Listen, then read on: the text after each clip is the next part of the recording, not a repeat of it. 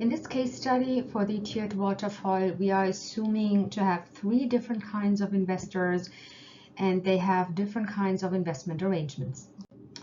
Let's assume we are putting the movie together for $10 million with our production company, and we secured 3 investors. The first investor we secure will give us $1,500,000. The next investor, investor B, will give us $1 million, and our investor C will give us $500,000. And because investor A gave us $1,500,000 so early, we will offer them a priority return of 10% of their investment.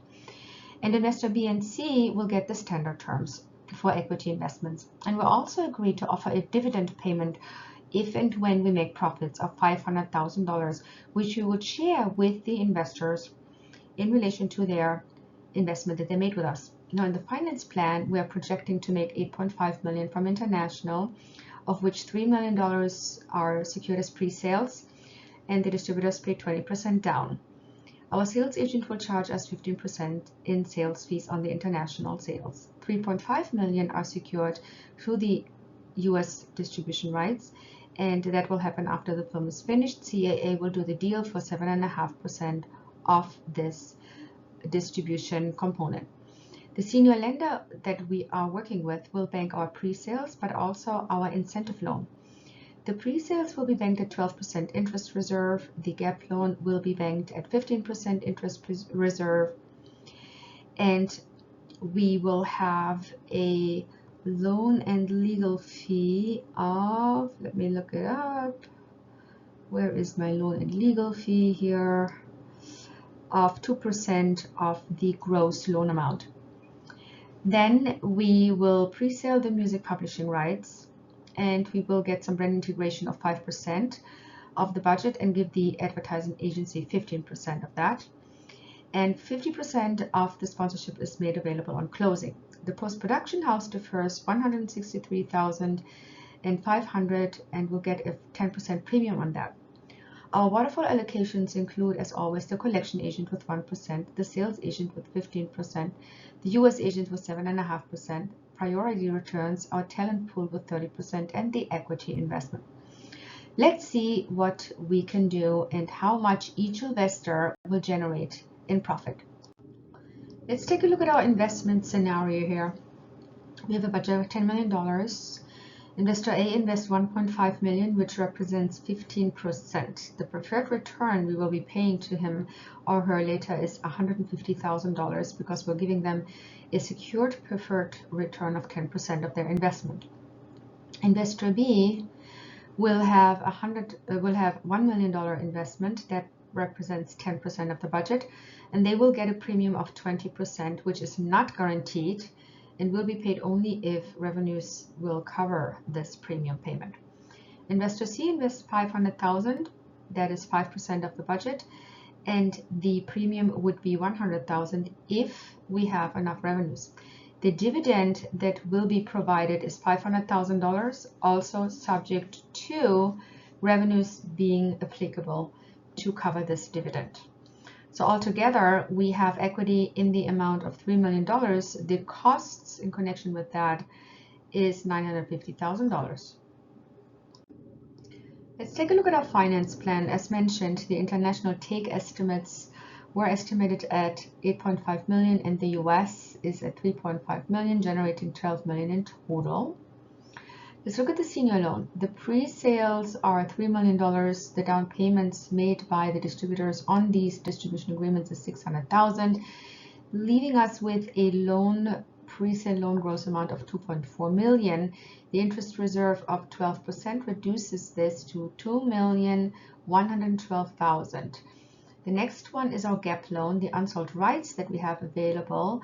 When we look at $8.5 million in estimates international, and we're deducting $3 million from that, our unsold rights are $5.5 million. Now the collateral for that would be $2.75 million if we would not have a cap, the 20% cap. 20% of the budget is the cap for any kind of senior lender, and that is $2 million. Therefore, our gap loan will be $2 million. The interest reserve of 15% deducts $300,000, leaving us with a net gap loan of $1,700,000. The pre-sale loan and gap loan gross is 4.4 million, and the pre-sale and gap loan net is 3,812,000. But we're also taking our incentive to be banked by the same lender, which would be 25% of the budget. So the incentive gross loan amount is 2.5 million. The interest reserve for that is 12%, leaving us with 2.2 million as a net loan. So altogether now our senior loan gross is 6.9 million. Our senior loan net is 6,012,000, and we're paying a loan and legal fee, which is 2% of the senior loan gross amount, 138,000, leaving us with a senior loan net of fees of $5,874,000. So let's look at the other finance components we have secured. We are pre-selling our music publishing rights for $150,000. We have a brand integration component of 5% of the budget, giving the agency 15% of that, leaving us with $425,000, but we're only getting 50% of it at closing. That is $212,500. We have a deferment from our post house of $163,500. And then we have our investor A, B, and C totaling $3 million in equity. This covers our strike price of $9,836,000, which is the original budget of $10 million minus the deferment of $163,500 to the post house, which we're going to pay in the waterfall, but which was budgeted in the line item. So we are reducing our budget by the line item for this deferment, and therefore only have to cover $9,836,500. Let's look at our recoupment plan. Here we have our international distribution revenues of 8.5 million. We're deducting the down payments we already received of 600,000. We are now allocating and receiving the 3.5 million for the US. The worldwide distribution revenues therefore reach 11,400,000. The second payment for the sponsorship is now due of 212,500, and we're getting our incentive page of 2,500,000. So altogether we have revenues of 14,112,500. Let's take a look at the waterfall distributions and expenses. We have our collection agent charge us 1% of the revenues. That is 141,125. We have the senior loan that we're paying back of 6.9 million. We're paying the priority return to investor A of 150,000. We're paying the sales agent 50% of the international sales, which is 1,275,000. We're paying the US agent 7.5% of the US sale, which is 262,500.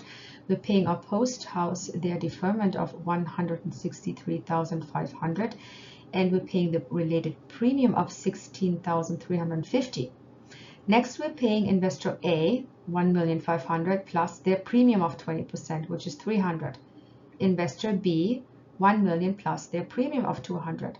Investor C 500,000 plus their premium of 100. Altogether, we have expensed now 12,508,475, leaving us with net revenues of 1,604,025. Let's look at the profit participations and dividend payments. We had net revenues of 1,604,025. The talent pool is getting 30% of that. That is 481,208. Investor A, who gave us 15% of the budget, will receive 7.5% in profits, 120,302. Investor B, who gave us 10% of the budget, will receive 5% in profits. 5% of 1,604,25 is 80,201.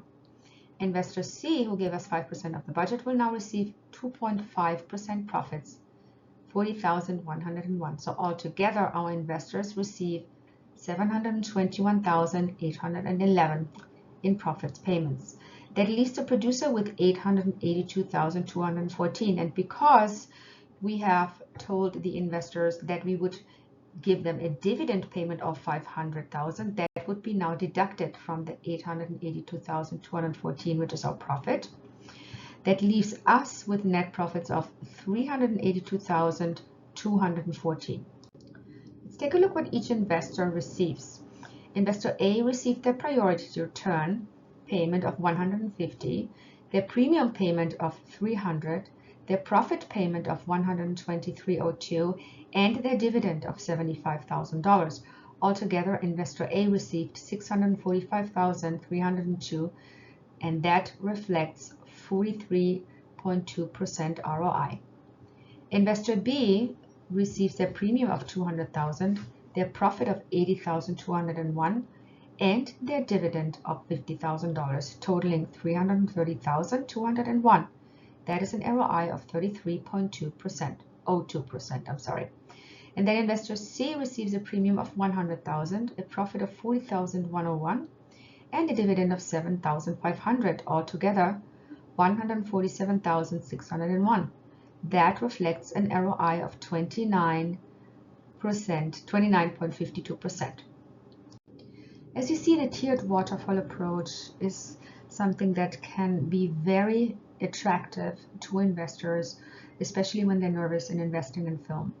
And film investors, as we know, have a right to be nervous because it's a risky investment. So using the tiered waterfall approach by appeasing investors and making it more interesting to them by giving them priority return payments and or dividends will be something that they'll find very attractive. It also will be something that they find to be applicable as a strong risk mitigation strategy. Let me know if you have any questions about this case study, and of course you can send me an email on Canvas.